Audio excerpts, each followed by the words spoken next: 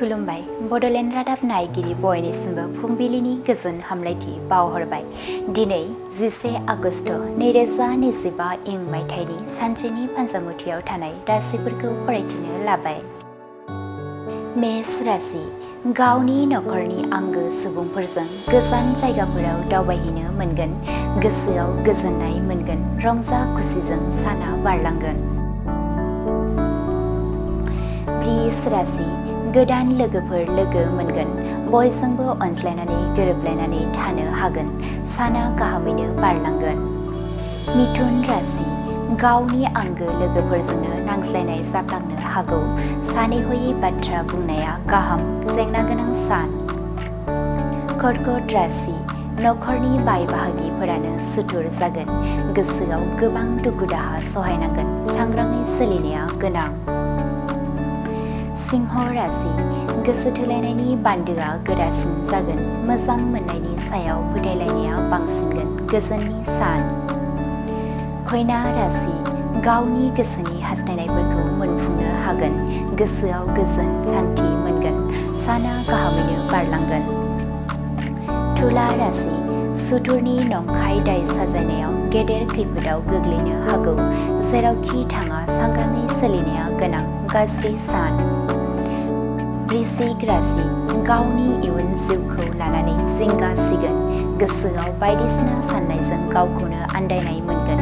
गोसो हमथाना थानाया गोनां।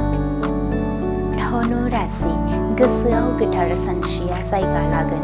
बयजोंबो अनज्लायना गोरोबलायनानै थानो हागोन। इसोरखौ सिबियोब्ला गावनि साननाय लुबैनायफोरा जाफुंसारगोन। मकर राशि सोरजोंबाफोर नंखाय दाय फान्दायनानै गाज्रि मुं सुजानो हागौ। बायजोआव ओंखारोब्ला सांग्राङै सोलिनाया गोनां। गाज्रि सान। कुम्भ राशि गोथार सान। इसोरखौ सिबियोब्ला गावनि जिउआव लानाय थांखि सिमांफोरा जाफुंसारगोन। गोसोआव गोजोन सान्थि मोनगोन। मीन राशि बिसि फिसायनि गेजेराव सोमोन्दो नागारलायनाय जानो हागौ। नखराव गोबां दावराव दावसि जागोन। साना गाज्रियै बारलांगोन। दिनैनि राशि फरायथिनाया एसेनोसै। बेजों लोगोसेनो दिनैनि साना बुहुमनि साफ्रोमबो सुबुंफोरनि थाखाय गाहाम जाथों। बेनि थाखाय बड'लेण्ड रादाब नखरनि जानानै इसोरनि खाथियाव आरज गाबनाय थाबाय। गोजोन्थों। उदालगुरि जिल्लानि रायजोफोरनि थाखाय मोनसे गोजोनथाव रादाब। हादरनि मोनसे मुंदांखा कम्पानि फार्स्ट क्राइआ दायो उदालगुरियावबो दंसै।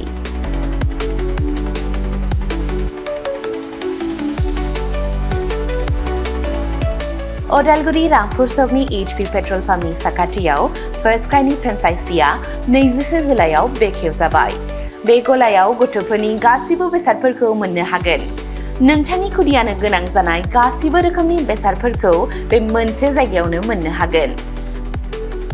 फार्स्ट क्राइआव गथ'फोरनि थाखाय गोबां रोखोमनि दिहुनजानाय बेसादफोर मोनो। जेरै सि जोम, गथ'फोरनि थाखाय दोरोङारि गाननाय, पार्टि वेर, एथनिक वेर आरो फर्मेल वेर। गथ'फोरनि थाखाय सेन्डेल, जुथा, बुट आरो स्निकार्स। सोलोंथायारि फुथुलाफोर, पाजलफोर, बर्ड गेम्स, एक्शन फिगार फुथुलाफोर आरो गोबां। आलादा आलादा बैसोनि थाखाय गोबां रोखोमनि बिजाबफोरनि मोनसे गुवार रेन्जबो दङ। बेबी केयार दिहुनथायफोर जेरै डायपार, फिडिं एक्सेसरिज, स्ट्रलार आरो गोबां। एक्सेसरिज जेरै खानायनि एक्सेसरिज, गहेना, बेग, सानग्लास, घड़ी आरो गोबां। फार्स्ट क्राइआव मोननो हानाय माखासे मुंदांखा ब्रेन्डफोरनि मादाव इन्टारनेशनेल ब्रेन्डफोरा जादों जेरै Mattel, Disney, Barbie, Gerber, Fisher Price आरो भारतारि ब्रेन्डफोरनि मादाव पंचकुल, हट व्हील्स, निउबी, हार्लिन, मेडेला, टेम्पर।